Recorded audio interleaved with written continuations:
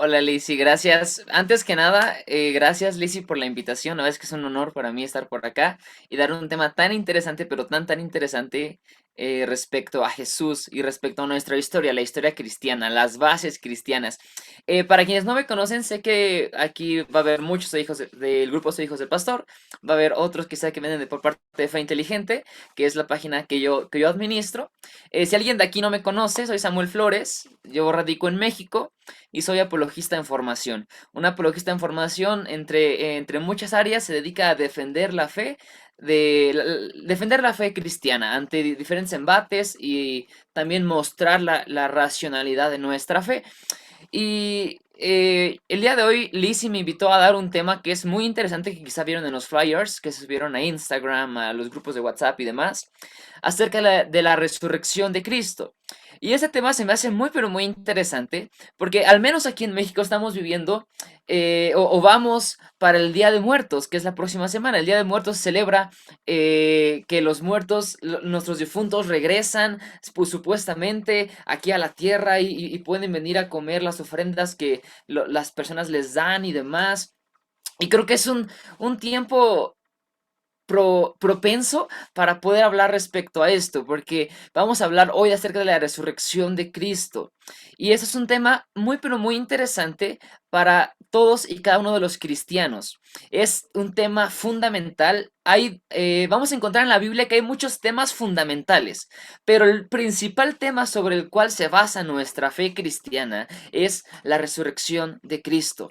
No es el día del Pentecostés, no es cualquier otro, que son muy importantes, pero lo que es más importante en el cristianismo para que pueda crecer es justamente la resurrección de Cristo. Entonces, yo tengo unas pequeñas diapositivas que les voy a estar presentando para que podamos estar llevando ese taller de mejor manera. Ahora, va a haber tiempo para que puedan hacer sus preguntas al final.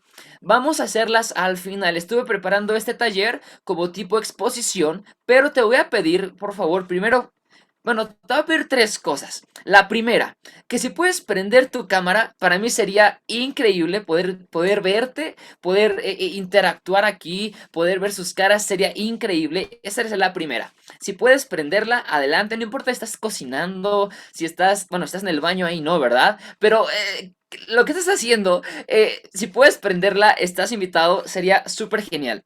Segundo, si tienes una libreta, si tienes tu computadora o un teléfono ahí donde puedas estar anotando los datos que vamos a estar dando hoy, hazlo, de verdad, hazlo, te va a ayudar muchísimo. Y tercero, si tienes alguna otra pregunta o cualquier pregunta respecto a lo que estemos hablando, por favor, escríbela en tus notas, subráyala y al final me la puedes hacer. Ya sea que es en el chat o prendiendo tu micrófono y pudiéndolo hacer, ¿vale? Va a haber tiempo de preguntas, quizá va a haber aspectos que no te van a quedar como claros porque es un tema algo profundo en algunas áreas. Entonces es normal que a veces necesitemos contestar ciertas preguntas que tengamos en nuestra vida, que hayamos hecho en nuestra universidad y demás, o que hayan salido o surgido de lo que voy a hablar el día de hoy. Muy bien, pero bueno, vamos a comenzar ya que Lizzie oró al inicio. Creo que ya no hay más necesidad de orar porque creemos que el Espíritu Santo es el que hace la obra. Y siempre tengo una frase muy peculiar que dice, el poder se encuentra en la semilla y no en el sembrador, o sea, se encuentra en la palabra de Dios. Así que bueno, vamos para allá. Voy a comenzar a compartir pantalla. Voy para allá. Muy bien. ¿Me pueden confirmar ahí en el chat si se está viendo la pantalla?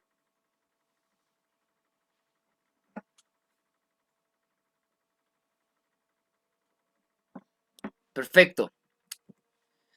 Muy bien. Se ve súper bien, dicen. Muy bien. Pues vamos a comenzar con este tema. ¿Por qué tenemos que hablar de la resurrección? ¿Por qué es importante que los cristianos sepan acerca de la resurrección? Como tema introductorio, te quiero decir que todas las religiones a nivel mundial se basan en algún hecho, pero los hechos de estas religiones son hechos meramente mitológicos, son hechos que no se pueden comprobar. No obstante, el cristianismo se basa completamente en un solo y un particular hecho. ¿Cuál es este hecho? Es la resurrección de Cristo. Ahora, ¿la resurrección de Cristo será un hecho mitológico? ¿Será solamente un cuento de hadas? ¿O será algo que una persona simplemente se inventó para que pudiéramos creer y pudiéramos tener una fe como en las demás religiones? ¿O podremos comprobar nuestro hecho histórico por medio de como vaya la redundancia, la historia, la bibliografía y otras materias que nos van a ayudar para poder elaborar un caso completo respecto al cristianismo? Y antes de comenzar, te quiero dar 3 libros que puedes leer si quieres profundizarte más en estos temas. El primero se llama Evidencias que exigen un veredicto, de Josh McDowell, un libro excelente respecto a las evidencias del cristianismo, la resurrección y en general todo lo que engloba el cristianismo. Segundo, es un libro demasiado práctico que yo creo que vas a identificar por la película, El caso de Cristo, de Lee Strobel. Si te gustó la película, si ya la viste, tienes que leer el libro, es sumamente impresionante. Y otro libro que tengo que darte el día de hoy es eh, Cristianismo, caso resuelto, por J. Warner Wallace. Entonces, estos son los libros que te recomiendo que puedas leer si es que quieres profundizarte todavía más en este tema. Muy bien, pues vamos a comenzar de lleno. La resurrección. Y vamos a ver por qué tenemos o por qué es importante que estudiemos este tema. Y lo interesante es que la misma Biblia nos ayuda y nos dice por qué es importante que nosotros sepamos que la resurrección fue cierta, que la resurrección fue un hecho histórico que ha sido comprobable. Y a lo que me encanta es que de verdad la misma Biblia nos dice el por qué. Aquí no tenemos que ir a buscar la pregunta del por qué fuera, sino que la misma Biblia nos dice el por qué nosotros tenemos que estar bien claros respecto a la resurrección de Cristo. ¿Por qué? Veamos lo que dice primera carta a los Corintios, capítulo 15, versículo 14. Pablo está hablando a la iglesia de Corinto y les dice lo siguiente: y si Cristo no resucitó, vana es entonces nuestra predicación, vana es también nuestra fe. En la Nueva Traducción Viviente dice: inútil es nuestra predicación e inútil es nuestra fe. Ahora, me llama muchísimo, pero muchísimo la atención cómo Pablo está poniendo aquí las cartas sobre la mesa, diciéndole a la iglesia en Corinto: iglesia de Corinto, si Jesús no resucitó, de nada sirve nuestra fe, de nada sirve lo que hagamos. De hecho, más adelante, si tú lees tu Biblia, dice que no, si la resurrección no existe, entonces comamos y bebamos, porque mañana moriremos. ¿Por qué? Porque la resurrección nos habla de un caso bien importante, que es la resurrección del pueblo, la resurrección de los cristianos. Los cristianos creemos que cuando muramos vamos a ser resucitados en gloria, en un cuerpo glorificado, donde vamos a estar habitando con papá allá en el cielo. Pero no puede haber este tipo de resurrección si primero Jesús no resucitaba. Y tenemos que entender por completo el acto de la resurrección, porque la resurrección termina por completar el proceso de salvación en la vida de cada una de las personas que acepten a Cristo. La Biblia en Romanos nos menciona 2 versículos muy interesantes. Primero, Romanos 3:23, que dice que por causa del pecado estamos destituidos de la gloria de Dios. Nosotros no tenemos nada con qué acercar, no tenemos méritos, no tenemos apellido, no tenemos ministerio, no tenemos nada por el cual podamos acercarnos a Cristo. Estamos destituidos de la gloria de Dios. Y más adelante y en Romanos mismo nos dice: porque la paga del pecado es muerte, mas la dádiva de Dios es vida eterna en Cristo Jesús. Este es otro punto de la importancia de la resurrección. Sin resurrección de Cristo no hay perdón de pecados. Si no hay perdón de pecados, no hay salvación. Si no hay salvación, entonces el cristianismo es una mentira. Y si el cristianismo es una mentira, ¿de qué sirve que estemos escuchando esto si realmente no sirve de nada?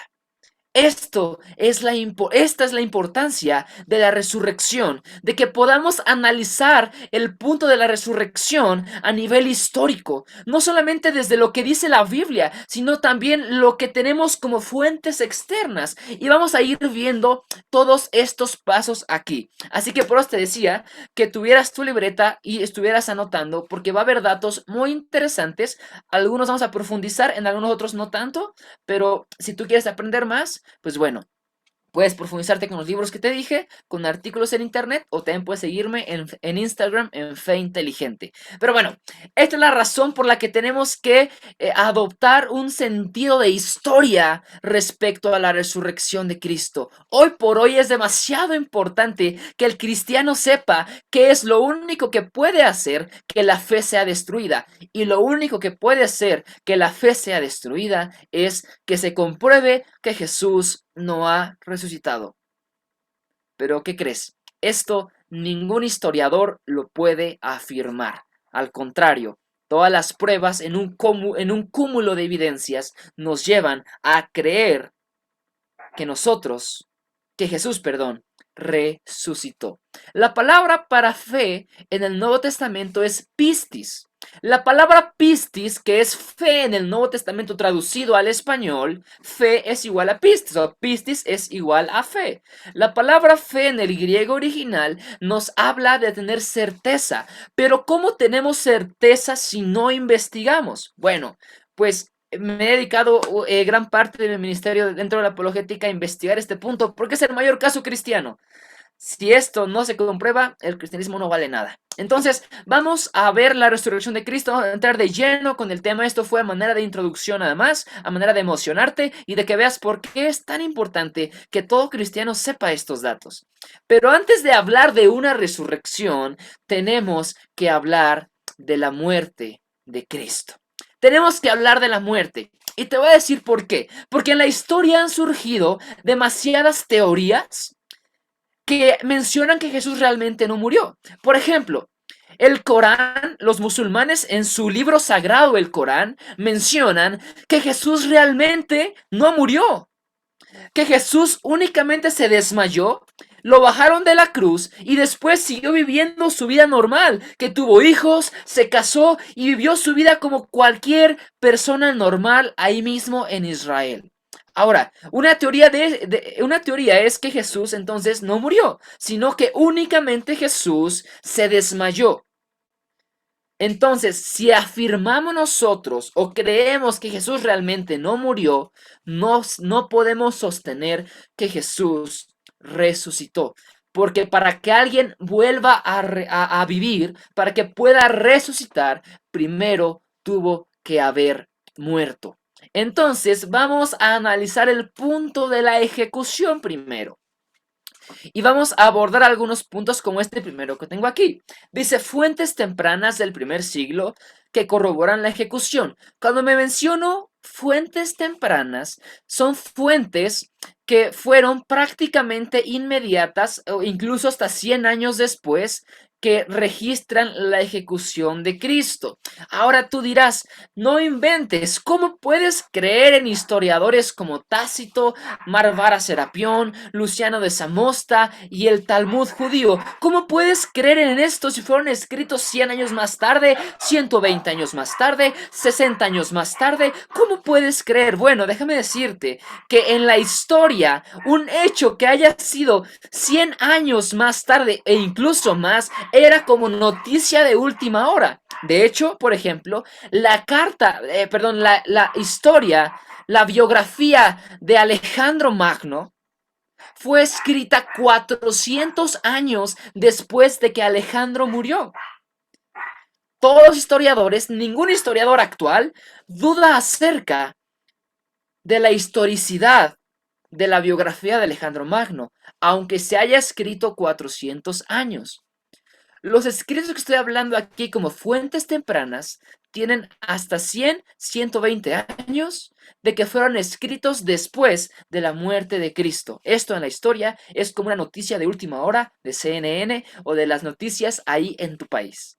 Entonces es muy interesante cómo historiadores que no tienen nada que ver con el cristianismo, que no tienen nada que ver con Jesús, ya mencionaban la ejecución hecha por Poncio Pilato o a manos de Poncio Pilato.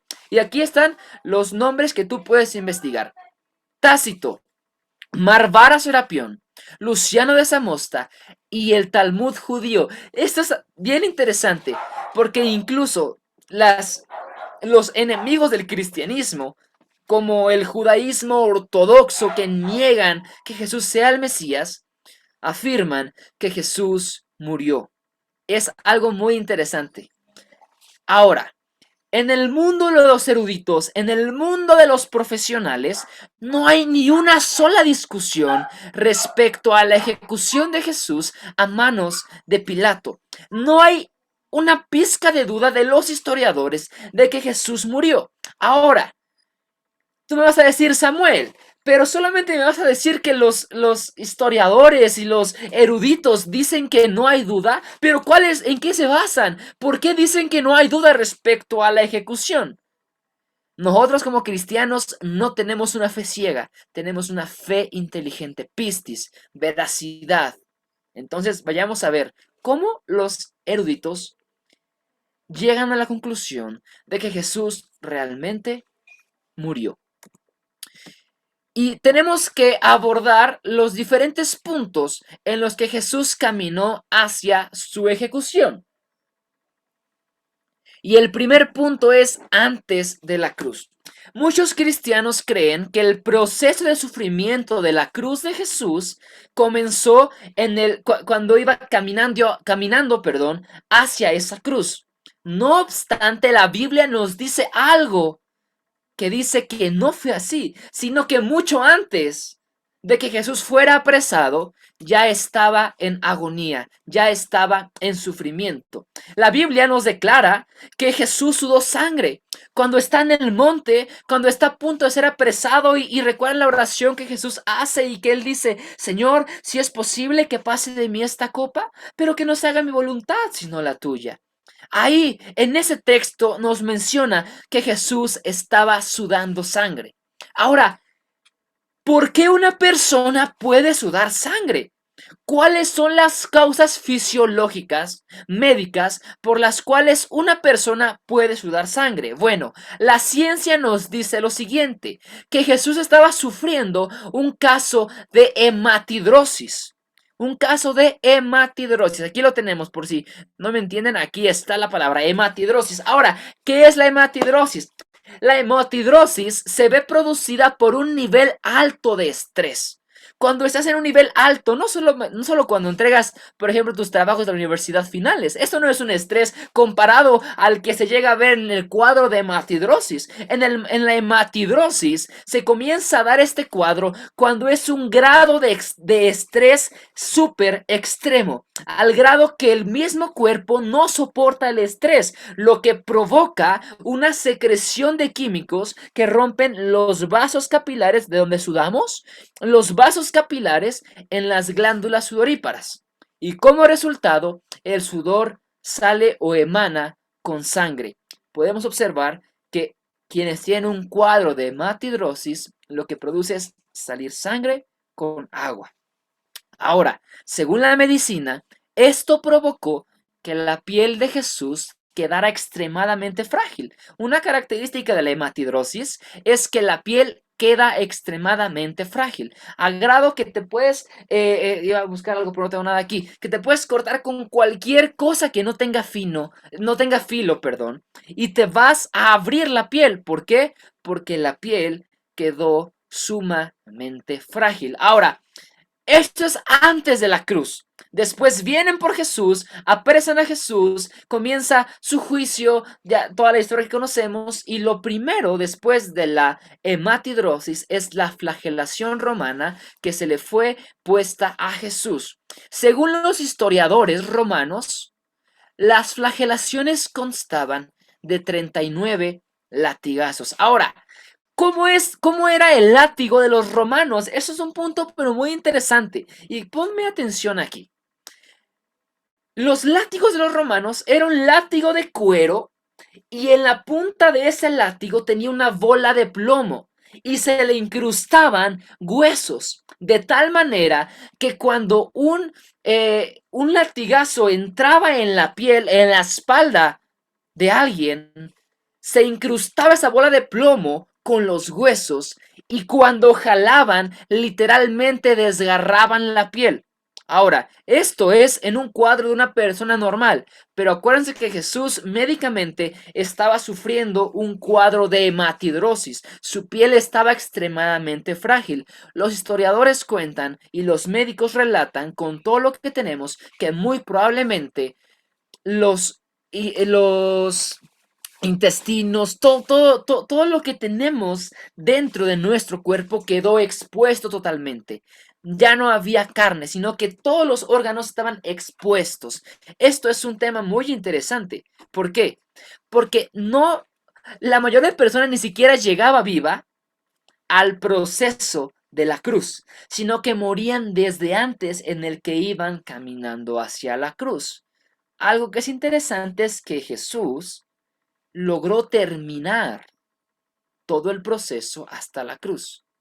Es un tema muy interesante y podemos sacar conclusiones. ¿Habrá sido por amor hacia nosotros? ¿Habrá sido porque tenía que cumplir el propósito eterno del Padre?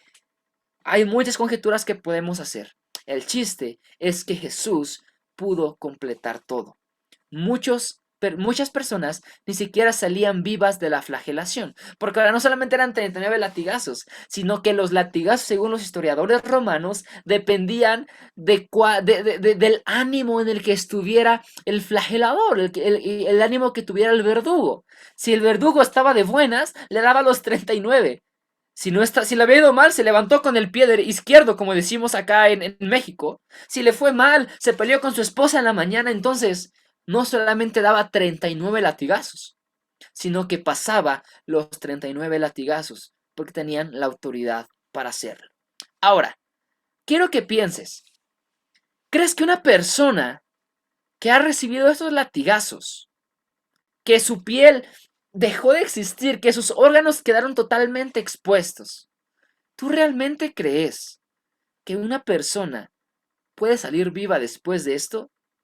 Según la historia y la medicina, muy pero muy pocas personas lo lograban. Ahora, no es todo. Vamos a lo siguiente. Dice, aquí lo que le estaba explicando, muchas personas morían antes de ser crucificadas debido a las flagelaciones según diferentes historiadores. Y aquí comienza otro cuadro médico en Jesús, que es la conmoción hipovolémica.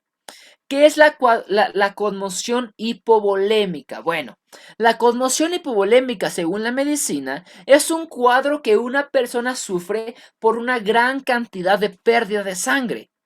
Y esto causa cuatro efectos. Ahora, estamos hablando, Jesús ya no tenía espalda y tus órganos estaban literalmente expuestos. Obviamente, según los médicos, aseguran y afirman que Jesús tenía que tomar o tenía que pasar este cuadro y encaja con el relato bíblico. Ahorita vamos a seguir viendo. Pero uno de los efectos que la conmoción hipovolémica hace en una persona es que, en primer lugar, el corazón se acelera, comienza a bombear, trata de bombear el corazón, pero la sangre ya no existe, te queda muy poca sangre en tu cuerpo. Entonces, tu corazón que bombea si ya no hay sangre. Segundo, baja la presión sanguínea. Obviamente, al no haber sangre, baja la presión sanguínea. Y esto provoca un desmayo o un colapso. Tercero, los riñones dejan de producir orina para mantener el volumen restante de sangre. Dejan de trabajar los riñones en automático para tratar de recuperar el nivel de sangre. Y el punto número 4. La persona comienza a sentirse sedienta.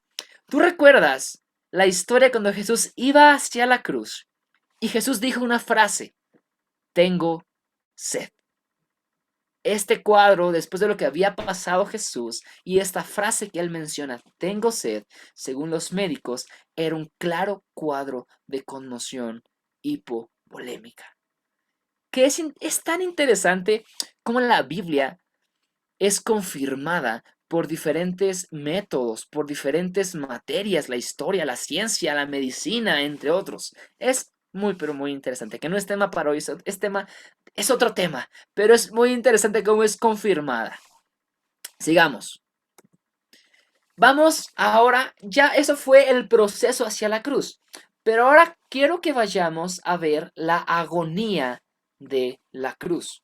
Porque no terminó ahí el proceso, sino que el proceso siguió a más y a más. Bueno, los clavos que perforaron sus muñecas. ¿Qué onda con los clavos que perforaron sus muñecas? El clavo que le perforaron a Jesús pasaba por el nervio mediano y quedaba triturado por el clavo que se martillaba. Ahora, ¿tú sabes cuál es el nervio mediano? Supongo que quizá no, porque no somos médicos. Pero el nervio mediano te lo voy a explicar de una manera muy sencilla. ¿Alguna vez te has pegado sin querer en tu codo de tal manera que tu brazo, decimos en México, se te duerme? Como que se te duerme el brazo y te duele de una manera muy extraña por un golpe que te dicen el nervio. Ese es el nervio mediano. Ahora, cuando te has pegado, duele y duele mucho. A Jesús no le dieron un golpecito en el nervio, sino que literalmente le trituraron el nervio. Imagínate el dolor que sientes cuando te has pegado en un codo, pero no solamente ese dolor, sino multiplícalo por miles y miles el dolor, porque Jesús fue triturado, literalmente, fue triturado por el clavo. Después, sus brazos por la posición en la que él estaba, por sus brazos en la posición en la que él estaba, según la medicina, se debieron de haberse estirado aproximadamente 15 centímetros de largo. Quiero que pienses la medida de los 15 centímetros de largo. 15 centímetros de largo aproximadamente. Se tuvieron que haber extendido, que haberse estirado más de lo normal. Esto se puede predecir con fórmulas matemáticas. Interesantísimo. Y comienza el proceso de la muerte registrada en la Biblia. La presión ejercida en los músculos y en el diafragma pone al pecho en posición de inhalación. Dice, básicamente para poder exhalar, el individuo debe empujar hacia arriba con los pies para que la tensión de los músculos se alivie por un momento. Al hacerlo, el clavo desgarraría el pie hasta quedar finalmente incrustado en los huesos. Voy a ejemplificarlo, ¿vale? Jesús está crucificado. Voy a pararme, ahí casi me caigo. Jesús está crucificado y en la posición en la que él está crucificado, él puede inhalar. Inhala, ¿y dónde estás? Para exhalar tienes que hacer una presión en el abdomen, pero por la posición en la que él estaba, era imposible exhalar. Lo que él tenía que hacer era empujar con sus pies sobre el madero y podía exhalar. Y esto tenía que hacerlo una y otra vez constantemente para poder respirar. Ahora, te quiero recordar que su espalda ya no existía. Sus órganos estaban totalmente expuestos. Quiero que pienses en el dolor de eso, mientras Jesús tenía que arrastrarse hacia arriba, mientras su espalda te tallaba junto con el madero. Yo no sé tú, pero esto me habla de un gran sacrificio de Dios por salvación tuya, salvación mía. Pero lo veremos al final. Dice, después de arreglárselas para exhalar. Ah, ok, se me olvidó el punto que decía aquí. ¿Qué onda con el clavo en los pies? Tenía Jesús que alzarse, tenía que impulsarse con sus pies.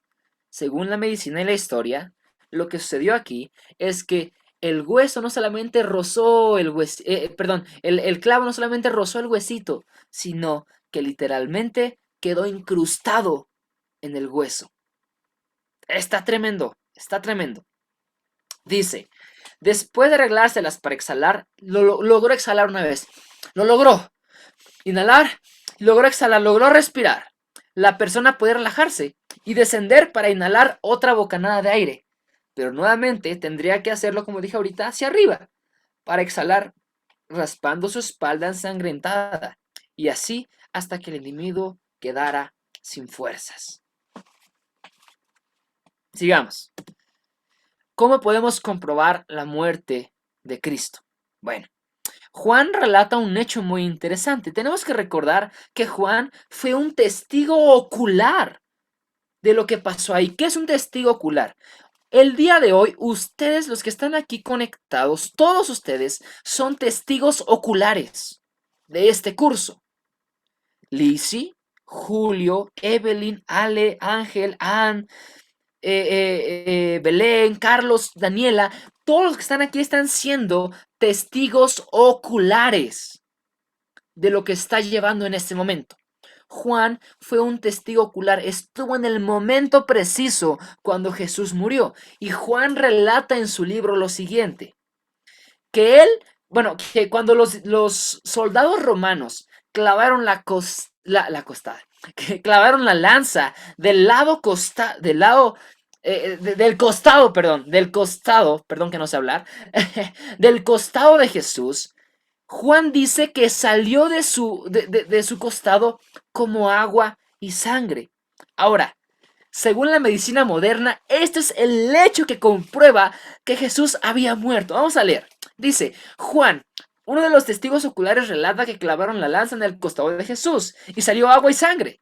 Médicamente este proceso fue así. Desde la posición en la que los soldados encajaron esa lanza es impresionante. Dice, la lanza atravesó el pulmón derecho y penetró el corazón. Por lo tanto, cuando se sacó la lanza, algo de fluido, que son dos tipos de fluidos que se llaman efusión pericárdica y la efusión pleural, salió. Estos dos fluidos tienen la apariencia de un fluido como el agua y como la sangre. Es algo muy interesante. Según la medicina moderna, esto habla de una clara muerte en la cruz. Conocimiento médico que en ese momento Juan no tenía. Pero esto es muy interesante. Recordemos que los soldados romanos eran asesinos. Se dedicaban a eso. Ya sabían cómo comprobar cuando una persona estaba muerta. Y la manera de comprobarlo era esta. La medicina hoy nos afirma que realmente esto era la forma de comprobar si una persona estaba muerta. Y así fue. Jesús ya estaba muerto incluso antes de que le clavaran la lanza en el costado. Vamos a ver qué es lo que dice un médico muy reconocido. El doctor William D. Edwards, en su artículo a la reseña de la Asociación Médica Estadounidense, dice lo siguiente. Claramente, el peso de la evidencia histórica y médica indica que Jesús estaba muerto, aún antes de que se le infligiera la herida en el costado derecho. Del mismo modo, las interpretaciones basadas en la premisa o en la idea de que Jesús no murió están en contraposición con la medicina moderna. Lo que está en posición con la medicina moderna o está de acuerdo es que Jesús realmente murió. Jesús murió realmente. Entonces, ojo aquí, porque comenzamos hablando de que el Corán nos menciona que Jesús no murió, sino que únicamente Jesús se desmayó. Yo te pregunto, y quiero que te hagas esta pregunta ahí en tu casa. ¿Será confiable un libro como el Corán que no puede sustentar sus afirmaciones en ninguna otra área? El Corán fue escrito 600 años después de la Biblia. La Biblia, de una u otra manera, termina la ciencia, la historia, la bibliografía, la medicina, la arqueología, termina por afirmar la Biblia. Tenemos un respaldo histórico impresionante. El Corán no lo tiene. Otro caso a favor del cristianismo, otro punto a favor del cristianismo. Y bueno, esto es lo que dice el doctor William D. Edwards. No lo dice Samuel Flores, lo dice un médico súper reconocido en Estados Unidos, perteneciente a la Asociación Médica Estadounidense. Muy interesante, ¿no? Sigamos con lo próximo. Vamos a ver ahora, ya de lleno, el caso de la resurrección. Analizamos que Jesús no pudo haberse desmayado, Jesús sí murió. Ok, comprobamos que Jesús murió, comprobemos ahora que Jesús resucitó. Y vamos a abordar de nuevo el punto de los informes tempranos que mencioné hace rato, respecto a las primeras historias o primeros relatos de los historiadores que se tenían. Dice, eh, tenemos informes que llegan inmediatamente después de su ejecución. Y quiero aquí abordar el tema del Nuevo Testamento. Quizá tú dirás, Samuel, ¿cómo puedes afirmar que Jesús resucitó si usas el Nuevo Testamento para afirmar que Jesús resucitó? Esto termina siendo algo que no es correcto. ¿Cómo puedes afirmar que Jesús resucitó con la misma Biblia? Bueno, según la historia y la bibliografía, la Biblia es un libro totalmente confiable. Ahora, la historia y la bibliografía a través de la crítica textual, ellos dicen que es un libro confiable. No dicen que fue ese libro inspirado por Dios, pero al menos sí que lo que tenemos el día de hoy escrito en nuestras traducciones de la Biblia como Nueva Traducción Viviente, Nueva Versión Internacional, Dios habla hoy, Reina Valera, etcétera, nos ha llegado el texto correcto desde que se escribieron. Esto, la bibliografía, la historia y la crítica textual nos dicen que es confiable. La Biblia es el libro más confiable de toda la historia. El segundo libro es la... se me fue el libro. Ahorita recuerdo el libro de nuevo. La Biblia contiene más de 6.000 manuscritos del Nuevo Testamento. Se pueden contar incluso hasta 24.000 manuscritos del Nuevo Testamento. ¿Esto porque es importante? Porque la historia y la bibliografía nos dicen que entre más número de copias de los manuscritos, más confiable es el escrito. No sé si tengo esta parte en esta diapositivas, es un punto importante, si no lo terminamos retomando más adelante, pero ese es otro tema que habla de la confiabilidad de las escrituras. La Biblia es confiable como libro histórico, totalmente confiable. Me parece que sí lo tengo, si no lo retomamos más adelante. Sigamos adelante. Dice, se ha preservado un credo, que es una declaración de la iglesia primitiva. Este credo sirvió de unión para la iglesia cristiana del primer siglo y estaba basada en los hechos que se encuentran en Primera de Corintios 15 del 3 al 8. Más adelante lo vamos a ver. También relata en ese mismo credo que hay más de 500 testigos oculares y la historia y la crítica textual nos dicen que aproximadamente este credo fue escrito o comenzaron a creerlo entre 1 a 6 años entre el hecho, o sea, la resurrección y el credo. Pasaron aproximadamente 6 años para que se comenzara a registrar la resurrección de Cristo. Como dije hace rato, esto en la historia era como una noticia de última hora, de verdad. Si no me creen, para los que no llegaron antes, investiguen la biografía de Alejandro Magno. Investíguenla. ¿Cuántos años se escribió después de su muerte? Interesantísimo. Vamos a abordar el punto de la tumba vacía. Porque la prueba más grande que tenemos es la tumba vacía. Ahora tú me vas a decir, Samuel, ¿qué onda? No manches. Bueno, en México decimos no manches, no sé cómo digan en su país, no inventes, no, ¿cómo puede decir esto?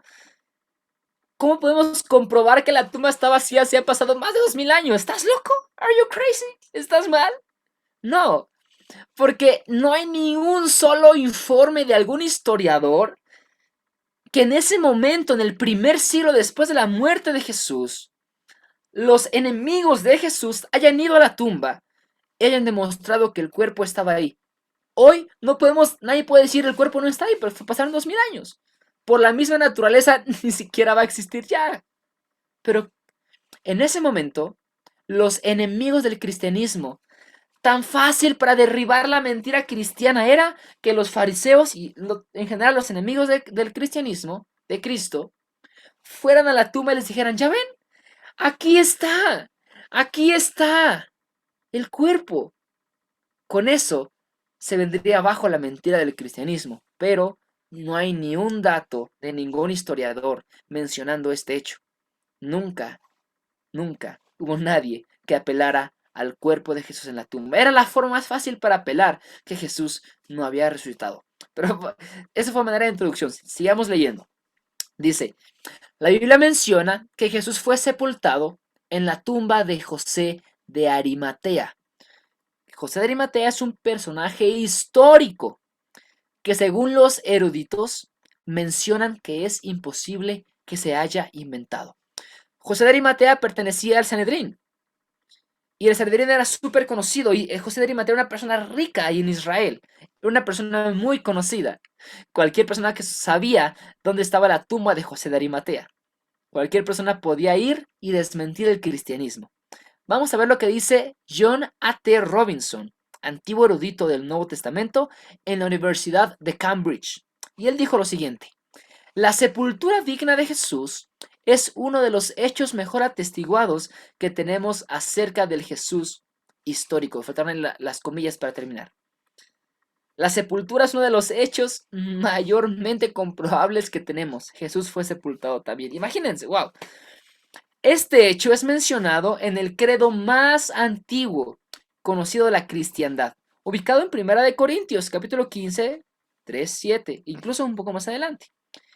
Incluso los enemigos de Jesús implícitamente lo reconocieron. Ahora, tenemos que ver cuán segura es la tumba, porque otra teoría racionalista respecto a la resurrección de Cristo nos menciona que el cuerpo de Jesús fue robado. Pero vamos a analizar.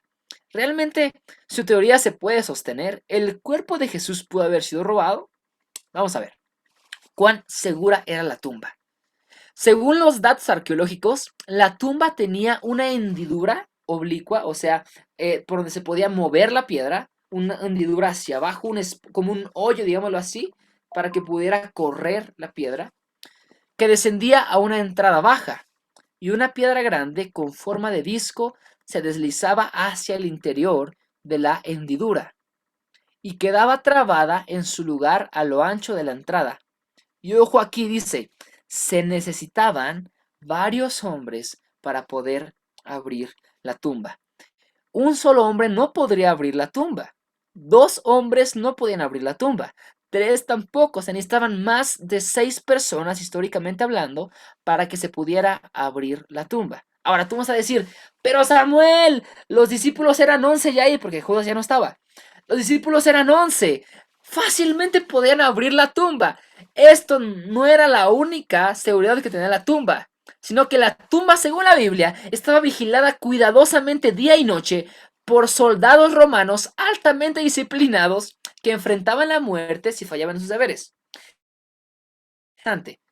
Porque 11 discípulos pudieron haber robado el cuerpo, pero, a ver, ¿se te hace lógico que 11 personas que no tienen capacidades militares, no tienen capacidades de guerra, nada de este estilo, probablemente no sabían ni siquiera usar la mayoría de ellos una espada? ¿Crees razonable que 11 personas sin capacidad militar puedan ganarle a toda una legión romana que eran especialmente entrenados para la guerra? ¿Eran asesinos? Y además, no solamente eso, sino que según la misma historia romana, si los romanos fallaban en sus tareas, se enfrentaban a la muerte. No hay nada racional para creer que el cuerpo de Jesús fue robado. No hay nada que nos pueda indicar a ello, nada. Por lo cual otra teoría se viene abajo. El cuerpo de Jesús no fue robado, Jesús no se desmayó, sino que Jesús murió. Vamos dos. Vamos a hablar respecto a los testigos de la tumba vacía. Ese es un hecho que me encanta, porque en ese momento tenemos que recordar el momento histórico o el contexto histórico que se estaba viviendo.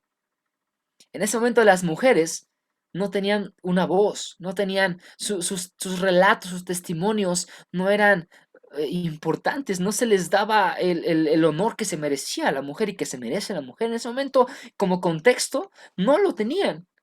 Ahora, yo te quiero preguntar, ¿no sería penoso, no sería embarazoso para los discípulos poner en sus mismos libros, en sus mismos evangelios, que las primeras que encontraron y que testificaron al Jesucristo resucitado habían sido las mujeres. Este hecho causaba menos credibilidad para el pueblo judío porque habían sido las mujeres quienes los habían encontrado. Pero en la crítica textual podemos observar que aquí es donde podemos observar que realmente los evangelios son confiables. Cualquier otra persona no hubiera puesto que habían sido las mujeres los que habían encontrado el cuerpo, sino fácilmente pueden haber dicho, no, fuimos Pedro, fuimos Juan, fuimos, y pueden hablar ahí de los discípulos, no, fuimos nosotros para tener más credibilidad, pero no fue así. Se registró fielmente el hecho de que las mujeres fueron quienes encontraron el cuerpo de Jesús. Esto me habla también mucho de la posición importante de las mujeres hoy en día en el cristianismo. Pero es otro tema para otro punto, otro día. Dice, el hecho de que las mujeres sean las primeras testigos de la tumba vacía se explica la forma más plausible, la forma mayormente aceptada, la mejor forma de la tumba vacía, se explica la forma más plausible mediante la realidad de que, les guste o no, ellas fueron quienes descubrieron la tumba. Esto demuestra que los escritores de los evangelios registraron fidedignamente lo que ocurrió, aunque fuera embarazoso. Esto habla del carácter histórico de esta tradición, en lugar de su condición legendaria. Si querían que el pueblo les creyera, tenían que poner que fueron ellos. Pero no fue así. Escribieron fielmente quiénes fueron las primeras que encontraron a Jesús resucitado. Es algo interesantísimo, de verdad. Y esto habla mucho de la posición de la mujer en el cristianismo, de verdad, que es tema para otro día. Nos centramos en el tema de hoy. ¿Qué es lo que dice Sir Norman Anderson? Abogado educado en Cambridge y profesor de Princeton, Harvard y rector de la Facultad de Derecho en Londres. Dice, o dijo más bien, la tumba vacía, entonces, constituye una roca verdadera contra la cual todas las teorías racionalistas de la resurrección se golpean en vano. No lo dice Samuel Flores, lo dice Sir Norman Anderson, abogado. Si tú sabes, los abogados se dedican y analizan las evidencias. Bueno, yo no lo digo, lo dice Sir Norman Anderson. Sigamos adelante. Vamos a entrar así de lleno con el credo. Venimos hablando del credo desde hace rato. Vamos a analizar el credo. Es el punto central del credo. Primera de Corintios 15, del 5 al 8, dice, y que apareció a Cefas. Aquí, ¿quién apareció? Jesús. El contexto habla de que Jesús se les apareció. Jesús resucitado. Y dice, y que apareció a Cefas y después a los 12. Versículo 6. Después apareció, ¿qué dice? A más de 500 o más de 500 hermanos a la vez, al mismo tiempo, de los cuales aún muchos viven y otros ya duermen, o sea, ya murieron. Después apareció a Jacobo y después a todos los apóstoles. Y al último de todos, como un abortivo o como un finalista, me apareció a mí. Pablo está hablando esto en 1 Corintios. Vamos a ver por qué la historia y la crítica textual nos indican que es el credo más antiguo del cristianismo que se tiene registrado. La confiabilidad del credo. Pablo comienza con las palabras transmití y recibí. Estas palabras eran muy usadas en el mundo rabínico. Tenemos que recordar que Pablo era un rabino, que Pablo era una persona muy culta y preparada, miembro del Sanedrín. Y por eso cuando Pablo dice transmití y recibí, eran términos rabínicos que se utilizaban para transmitir una tradición sagrada. Ahora, esto no era como el teléfono descompuesto. Bueno, no sé cómo lo conozcan en su país. Aquí en México tenemos un juego que se llama teléfono descompuesto, en el cual tú le cuentas algo a la persona que está a tu lado en el oído. Esa persona le cuenta al siguiente, al siguiente, al siguiente y así sucesivamente, hasta que al final vemos qué es lo que pasó. Y es que el mensaje que se había dado al inicio es un mensaje totalmente diferente al que está al final. Es un punto muy interesante, porque la tradición oral refiriéndose a la tradición sagrada en el mundo rabínico, importante que se diera de manera veraz. De hecho, lo tenían que confirmar entre más rabinos. Si tú le contabas tu rabino a otro, dos más tenían que confirmarlo. ¿Para qué? Para que la tradición no se perdiera. Pablo está hablando de la confiabilidad de lo que se le había dicho a él, que dice que se lo contó Cefas. ¿Pero quién es Cefas? Oye, en toda la Biblia, ¿quién es Cefas? Bueno, la palabra Cefas proviene del arameo, que significa Pedro. Y esto habla de la antigüedad. ¿Por qué? Porque en ese momento nadie prácticamente hablaba arameo. Después del 20, del 30 después de Cristo, del 20 después de Cristo, nadie hablaba arameo. Cuando Pablo registra el nombre de Pedro en arameo, está hablando de la antigüedad, Cefas. Interesantísimo. Según los eruditos, es el pasaje más antiguo y mejor autenticado de todos. Aproximadamente 3 años después de la muerte de Jesús. ¿No te imaginas lo que es esto? 3 años después de la muerte de Jesús. ¡Wow! Eso es una noticia de última hora del Antiguo Jerusalén. Pablo mencionó, ojo aquí, porque Pablo menciona nombres específicos y menciona que algunos aún seguían vivos para cuando él estaba contando este credo. Ahora, si yo hubiera sido enemigo del cristianismo, lo que hubiera hecho era irle a preguntar a los que él mencionó. Oye, a ver, ven. Pablo dijo que según tuviste a Jesús vivo, a Jesús resucitado. ¿Es cierto? Tan fácil era preguntarles. Nunca sucedió esto, a pesar de que había nombres registrados. Interesantísimo. Solamente tenían que ir a preguntarles para negar que Jesús había resucitado. Ningún hecho nos marca este punto en la historia. Sigamos.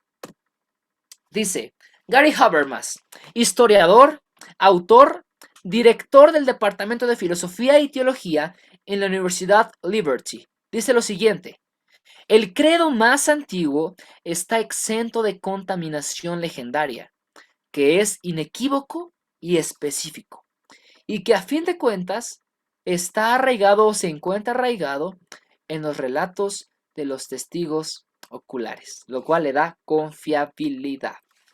Si tú ves un accidente el día de hoy, que sucede ahí en tu casa, fuera de tu casa, tú eres un testigo ocular. Y a quien le van a preguntar es a ti, porque tú viste lo que pasó. Es lo que se refiere aquí Gary Habermas. Vamos a analizar las diferentes apariciones que hubo en el Nuevo Testamento del Jesús resucitado.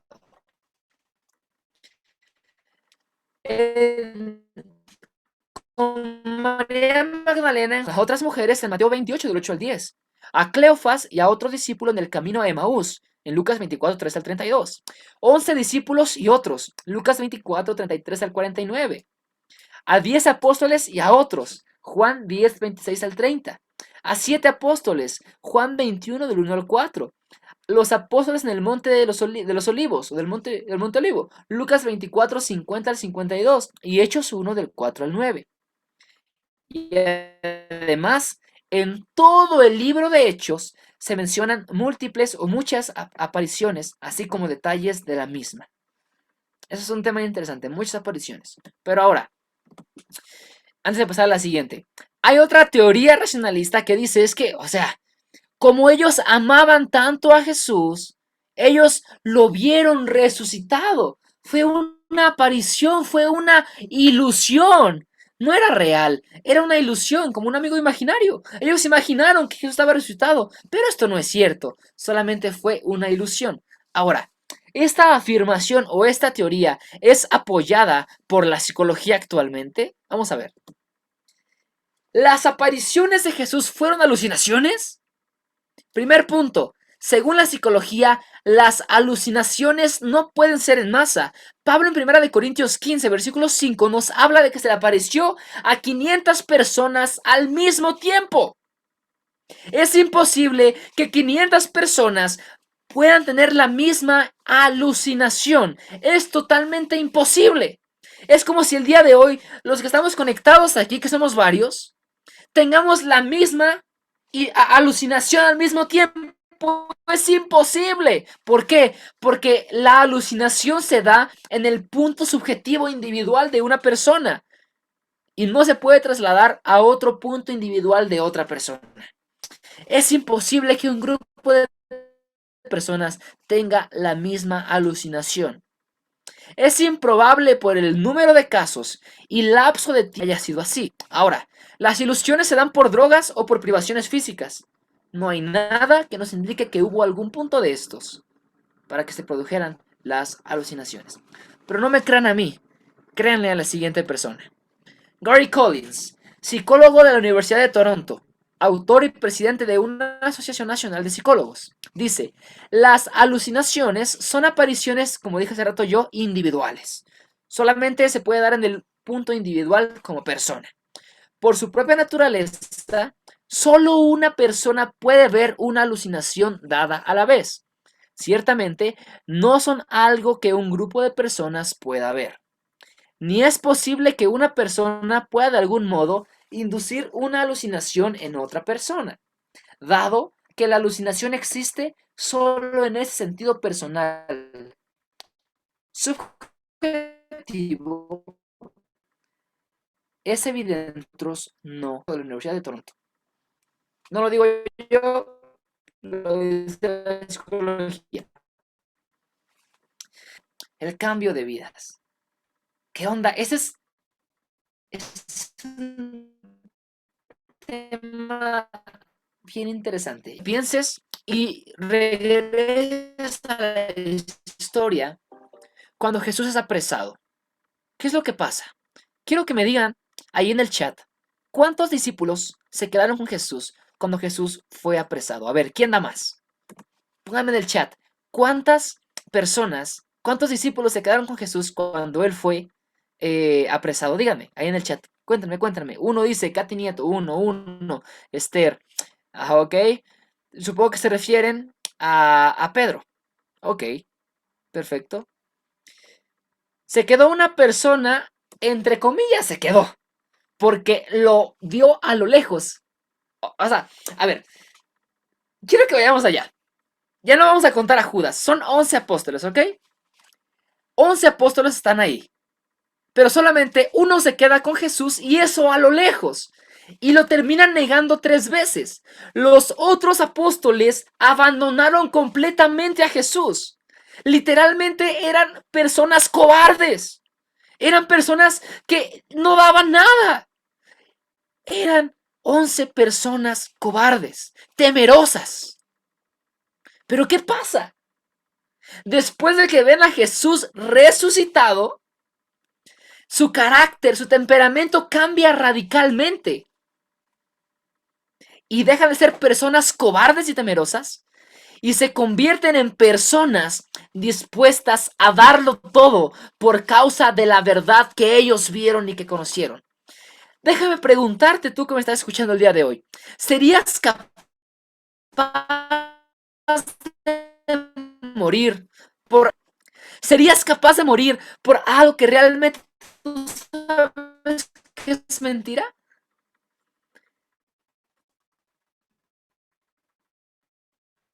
Ni siquiera los asesinos en serie, cuando son a la pena hasta ese punto. No hay ni uno que haya sostenido sus mentiras hasta ese punto. Te voy a hablar de un caso hecho, creo que está en Netflix, Ted Bundy, un asesino de mujeres horrible. Él siempre afirmó que él no había hecho nada, pero cuando estaba a punto de morir, él afirmó que había matado a todas las mujeres y dio las locaciones exactas de donde las había enterrado. Nadie muere por una mentira. Recuerdo que alguna vez cuando dije esto, una chica me dijo, ok, Sam, eh, pero ¿por qué en México tenemos diferentes pueblos indígenas? Uno son, que existió antes fueron los aztecas.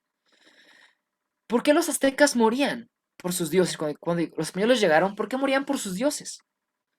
Bueno, en primera, los aztecas no sabían que realmente eso era mentira. Ellos creían que realmente era verdad y por eso morían por la verdad. Los discípulos no solo creían que era verdad, sino que ellos vieron lo que ocasionó el cambio de vida. Y quiero que recuerdes la manera en la que murieron los apóstoles. No murieron de una manera bonita. Todos murieron de una forma sumamente trágica. Cada uno de los apóstoles estuvieron dispuestos a morir de la peor forma, con tal de predicar a Cristo. Y quiero que veas esto. Los apóstoles tenían todo que perder y nada que ganar. Muchos dicen es que se creó la historia de Jesús y todo para darle poder. No es cierto, la iglesia en el primer siglo, en los primeros 3 siglos al menos, no tenía nada, en los primeros 2, perdón, no tenía nada de poder. La iglesia era una minoría, eran perseguidos por los romanos, no tenían nada de poder, tenían todo que perder y nada que ganar. Alguien puede crear una religión buscando dinero, buscando fama, pero ellos no tuvieron ni fama, ni dinero, ni bienes, no tuvieron nada. En cambio, perdieron todo lo que tenían por causa de Cristo. ¿Quién en su sano juicio puede perder todo lo que tiene, incluso su propia vida de la peor forma, por una mentira? Nadie. Nadie muere por algo que saben que es mentira. Nadie. Lo podemos ver desde los apóstoles, los 11 que quedaban, y posteriormente con Pablo. Pablo se encontró a Jesús cara a cara cuando iba en camino. Se lo encontró cara a cara. Y también hubo un cambio en Pablo. Pablo, de ser ese perseguidor de la iglesia, ese que estaba dispuesto a matar a los creyentes, se encuentra con Jesús, el Jesús glorificado, el Jesús resucitado, y cambia. En vez de perseguir, se convierte en perseguido. Vemos cómo era vituperado, cómo era apedreado, cómo sufrió lo peor Pablo por causa de Cristo. ¿Quién en su sano juicio, te vuelvo a preguntar, quién en su sano juicio es capaz de morir por una mentira? Nadie. Y no termina ahí, sino que Jacobo, un no creyente y escéptico del ministerio de Jesús, antes de que Jesús muriera, era un escéptico, no creía que Jesús era el Mesías. Pero después de la resurrección, creyó en él. Yo no sé tú, pero esto lo que puede hacer es Jesús, es el Evangelio. Y aquí acabamos, pero quiero darte antes de las preguntas, quiero darte una aplicación a tu vida. Si realmente Jesús resucitó, ¿no será justo, no será correcto que sigamos lo que su palabra dice?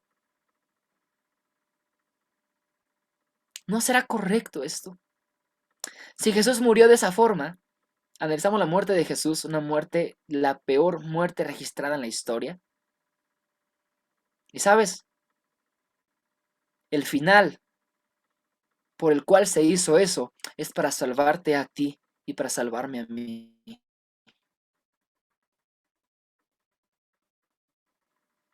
El plan redentor de Dios por medio de Jesús se basa en la muerte y resurrección de su Hijo. Según la Biblia, todos, Lizzie, Julio, Belén, Daniela, Nati, son los que veo aquí. Tú y yo somos los que merecemos la muerte eterna. Tú y yo merecíamos todo lo que sufrió Jesús. Tú y yo éramos merecedores de eso, porque la paga del pecado es muerte, dice Romanos. Pero después viene una buena noticia. Mas la dádiva de Dios es vida eterna en Cristo Jesús. Jesús nos vino a rescatar de una muerte eterna a una vida eterna. Y hoy por hoy, yo estoy totalmente seguro de que el cristianismo es verdad. Porque tenemos un hecho histórico que han pasado, ojo con esto, han pasado 2021 años después de que Jesús resucitó, murió y resucitó. 2021 años. Y no hay ni una sola prueba que pueda negar la resurrección de Cristo. Solamente hay teorías. Hay teorías que ni siquiera la razón apoya como ahorita. Es que Jesús resucitó por medio del poder del Espíritu Santo, el poder y el Espíritu que habita en ti y que habita en mí. Y bueno, esa es la aplicación. Vivamos como Jesús quiere que vivamos. Y bueno, Lizzy, no, te dejo a ti el micrófono para las preguntas, para que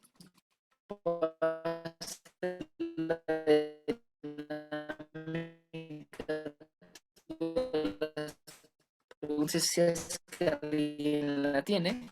Preguntas, levantan la mano, porque ahora en este momento no se pueden escuchar. Si tienen preguntas, levantan la mano y en el orden que vayan levantando la mano, nosotros le vamos a dejar desmutearse. Eh, o pueden hacerlo oral, por audio. Muy bien. Dice ahí en el chat David Restrepo e Ivonne que hubieran llegado más temprano. Todo se queda guardado y va a estar en el canal de YouTube de su hijo de pastor. Al final te van a dar la información, así que lo puedes volver a ver más adelante. Aprovechen.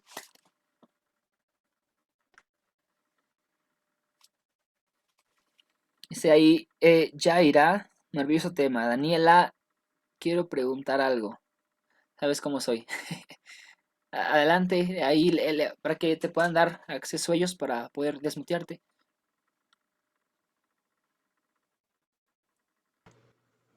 Bien, buenas noches, chicos. Sam, yo te decía que sabes cómo soy, pero a mí me interesa bastante estos temas. Te quería preguntar algo. O sea, yo he escuchado bastantes veces que predicadores o personas para evangelizar hablan acerca de que cuando nosotros estamos alejados de Dios o estamos pecando aún siendo cristianos, estamos crucificando a Jesús aparentemente. ¿Es cierto ese dicho? Sí, lo menciona, dame un segundo. De hecho, este punto no se lo sacan de la manga, lo menciona en Hebreos. Déjame, te lo busco rápido. No es entonces Hebreos, creo que es capítulo. como para torturar a la persona que Luego nos habla pisotear la sangre, algo así. de, de no pisotear, de que valoremos lo que Jesús hizo. Entonces, dame un segundito, te lo busco. Dame un segundito. Mm, mm, mm. Muchas gracias, chicos. Porque me gusta hablar, pero me gusta hablar basado en la Biblia, no basado en mis ideas. Entonces, dame un segundito, Dani. Recién lo leí apenas. Igual si me ayudan, está entre Hebreos 9 y Hebreos 10. Está entre esos dos. Veamos, comienza a hablar del sacrificio. Hebreos 10:29. Vamos para allá. Hebreos 10:29. Ver. Ajá, así es. Dice ahí el versículo 29. Aquí tengo ahorita la NTV.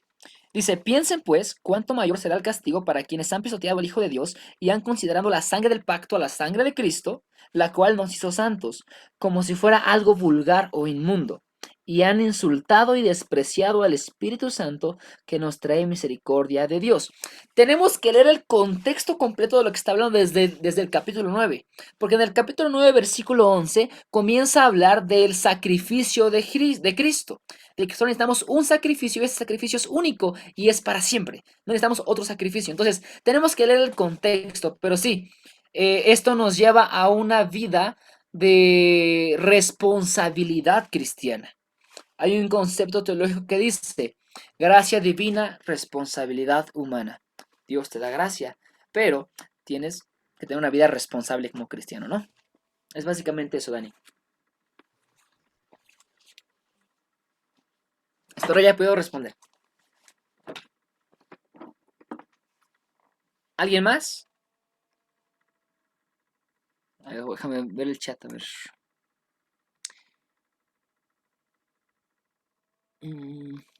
Pues el link del canal, ya lo pasaron. Las diapositivas, sí, Hernán, mándame, escríbeme y te las puedo mandar sin ningún problema. Las diapositivas, igual si alguien quiere, me escribe a...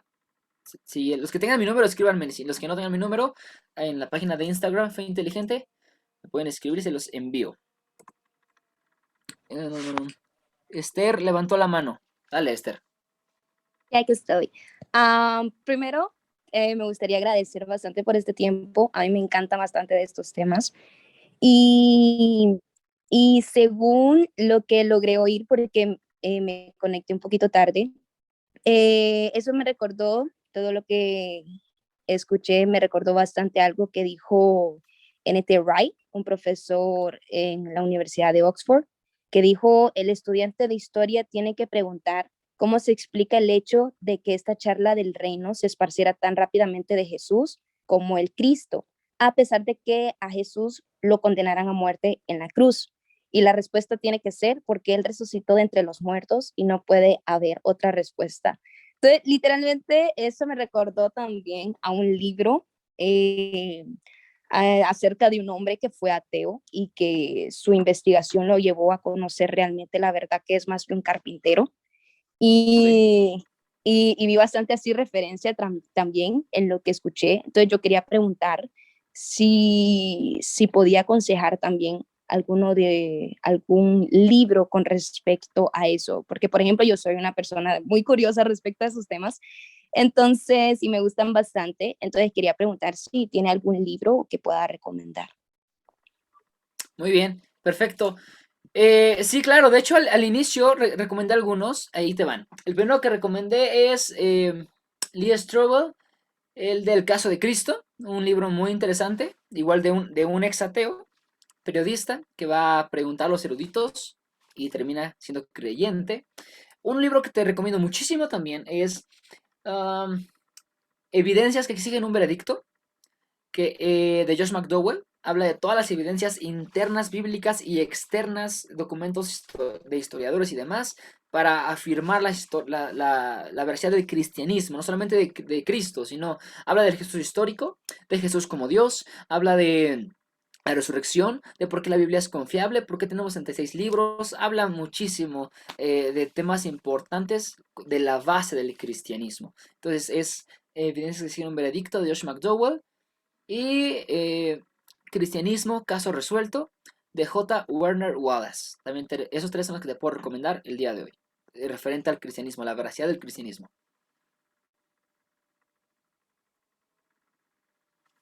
Creo que había una pregunta en chat, a ver. Si te apartas de Dios, te llaman con amor o con dolor. Eso es cierto. Y Katy responde, yo creo que no es así, ya que Dios nos da el libre albedrío o no da el libre albedrío, pero son muchas las personas que afirman eso. Hoy no voy a meterme en puntos doctrinales, que si somos calvinistas, arminianos, no voy a meterme en temas de estos. Amo a los dos y comparto de ambas posturas muchas cosas. Pero con lazos de amor te he llamado, ¿no? Bueno, yo creo que puede ser sí, es lo que yo pienso, pero va a depender mucho de tu postura doctrinal. Entonces, en este momento no me voy a meter en postura doctrinal. A veces tocamos estos temas y podemos abordar en otro espacio con mucho gusto. ¿No si tienen alguna otra pregunta? Anímense, anímense. Dice Ani, nos dejas sin preguntas. No, no. Yo, Ok, ay, ¿quién quiere primero? yo tenía la duda de si al final Nati. era una alucinación o se les apareció a todos en general con ese ejemplo que diste de las 500 personas, porque me quedó esa pequeña duda nada más. Ok, perfecto, muy bien, gracias por comentarla. Voy a aclarar este punto, porque sí puede haber ahí un conflicto quizá. No, Jesús se apareció con su cuerpo glorificado, con su cuerpo resucitado, se apareció literalmente. Pero las teorías racionalistas dicen que eso era una ilusión. Entonces vimos cómo la psicología dice que no puede ser una ilusión debido al número de casos que había de las personas y el número de tiempo cuando se le apareció a 500 personas y demás. Entonces, los que niegan la resurrección afirman que fueron ilusiones. lo que vieron de Jesús. Pero la psicología no acepta eso, sino que literalmente Jesús se les apareció. No era una ilusión, Jesús literalmente se les apareció. Espero haya hecho bien la distinción.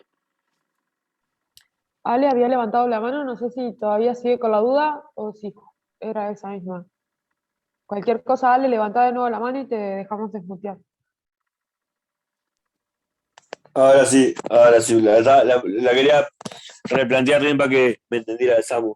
Mira, yo había leído un artículo una vez que, para que la cámara, ahora sí.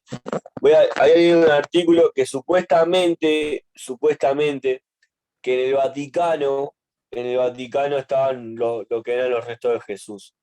Y justo me quedó la duda con lo que decía este escritor, viste, que del tema, lo que también un poco lo que dijo Nati, de las apariciones y esas cosas. Me quedó esa duda, no sé cómo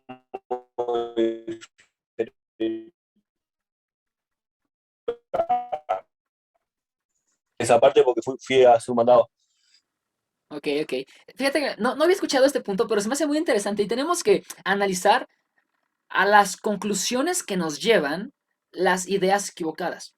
Si nosotros afirmamos que los restos del cuerpo de Jesús se encuentran en determinado lugar, estamos afirmando que Jesús no resucitó.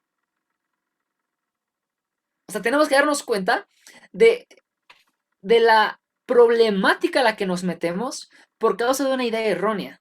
En este caso, cuando afirmamos, si alguien afirma que Jesús, el cuerpo de Jesús, los restos, se encuentran en algún punto en específico, estamos afirmando de manera implícita que Jesús no resucitó. Ahora, sería bueno que analizáramos las fuentes que este autor tiene, porque nunca lo había escuchado particularmente yo, este aspecto, no lo había escuchado. Pero sería interesante analizar las fuentes que este autor maneja y segundo, eh, tenemos que tener mucho cuidado de las cosas que afirmamos, porque algo que afirmemos o algo que neguemos tiene consecuencias en nuestra vida cristiana. Entonces, esta afirmación niega la resurrección de Cristo de una manera implícita, cuestión que no va de acuerdo con la historia, con la medicina, con la psicología y con lo que vemos el día de hoy. Entonces, yo daría como algo que es incorrecto, totalmente, ante la evidencia que tenemos. No sé si alguien más tenga alguna otra pregunta. Sí, Ale, totalmente. Yo siempre he dicho que para ser ateo se necesita más fe que para ser cristiano. Para ser ateo necesitas más fe que ser cristiano. Y ese es otro tema, ¿no? Relacionado al creacionismo, cómo se creó la Tierra, qué onda el Big Bang, la creación de la evolución de las especies, qué onda. Y bueno, todas las conclusiones nos llevan, según William Lane Craig, que es un apologista de los más chulos que tenemos cristianamente hablando, es muy claro cómo la filosofía y todo nos lleva ante la evidencia de un creador y cómo se necesita más fe para ser ateo que para ser cristiano. Y de hecho los ateos se topan con pared cuando hablan respecto a la resurrección. No hay otra opción, se topan con pared literalmente. Entonces es un buen punto para analizar. Nosotros tenemos, yo al menos, y lo que les he presentado creo que es buena información y hay mucha más información de lo que les di el día de hoy en los libros que les he dejado. Pero yo creo que sigo afirmando lo mismo. Se necesita más fe para ser ateo que para ser cristiano. Bien, chicos, si alguien tiene alguna otra pregunta, es ya. Bien, genial, Elisama. Adelante. Listo, es que no podía abrir mi micrófono. Buenas noches a todos. Buenas noches. Mi pregunta es acerca de cómo inició tu amistad con Dios. O sea, sé que para que decidieras estudiar esto, te metieras más profundo en estos temas, ¿cómo inició tu amor o tu amistad por Dios? Sí, bueno, lo voy a resumir de una manera sencilla. Toda mi vida he sido hijo de pastor, pero no toda mi vida fui cristiano. Toda mi vida, mi papá es teólogo, es un muy buen teólogo, pero yo en la preparatoria fue donde vino mi prueba de fe. Toda mi vida nunca viví como un cristiano literalmente, vivía como un mundano nada más. Y en la preparatoria yo había visto milagros ya de parte de Dios. Y viene en la clase de filosofía y en la clase de biología. Viene a darme el coco a mí y comienzan las dudas en mi mente. Entonces comienza una lucha entre mi mente y mi corazón. Porque yo ya había visto milagros de parte de Dios, pero por medio de la filosofía y de la biología, mis profesores que eran ateos habían incrustado, sabiendo que yo era cristiano, habían incrustado dudas y comenzó una lucha entre mi mente y mi corazón. Lo que yo no me aferraba a dejar el cristianismo porque yo había visto milagros, yo había visto vidas cambiadas. Y lo que hice fue ponerme a investigar, me encontré a la apologética en ese momento, una página en Facebook me la encontré, les hice muchas preguntas que tenía en mi mente y me di cuenta que para todas mis preguntas, o para la mayoría, la gran mayoría, hay una respuesta. Y que tenga una fe inteligente y no una fe ciega o una fe tonta. Cuando me di cuenta de esto, decidí entregarle completamente mi vida a Jesús. Y bueno, terminé mi universidad secular y actualmente estoy estudiando la Universidad Teológica en el Seminario de Bautista de República Dominicana. Pero así fue que comenzó. El Señor tuvo que utilizar esto para que me diera cuenta de que no solamente era algo de emociones, sino algo que se podía pensar y que se podía razonar. Entonces ambos lados chocaron y decidí entregarle por completo mi vida a Cristo Jesús. Esa es la manera, el resumen de lo que fue mi vida y por lo cual creé Fe Inteligente, que es apoyar a uno de los jóvenes cuando tengan dudas. Entonces es por eso que creé el Ministerio Fe Inteligente. Esa es la manera resumida. No sé si alguien más tenga otra pregunta o terminamos. Ok, vamos con la última pregunta. ¿Te parece, Lizzy? La última y nos vamos. Vale, adelante, Esther. Ok, solamente tengo una última preguntita y pues es algo que yo me he estado así como, no cuestionando, pero sí me ha estado rondando un poquito la pregunta en la mente. Es algo que también leí y pues, bueno, con respecto a muchos judíos, hoy en día se sabe de que no muchos creen en el Jesucristo que nosotros creemos, más bien siguen esperando al Mesías. Y esto creo que es debido más que todo porque creen de que si ha sido pura casualidad de que Jesús cumpliera todas las profecías del Viejo Testamento. Entonces, muchos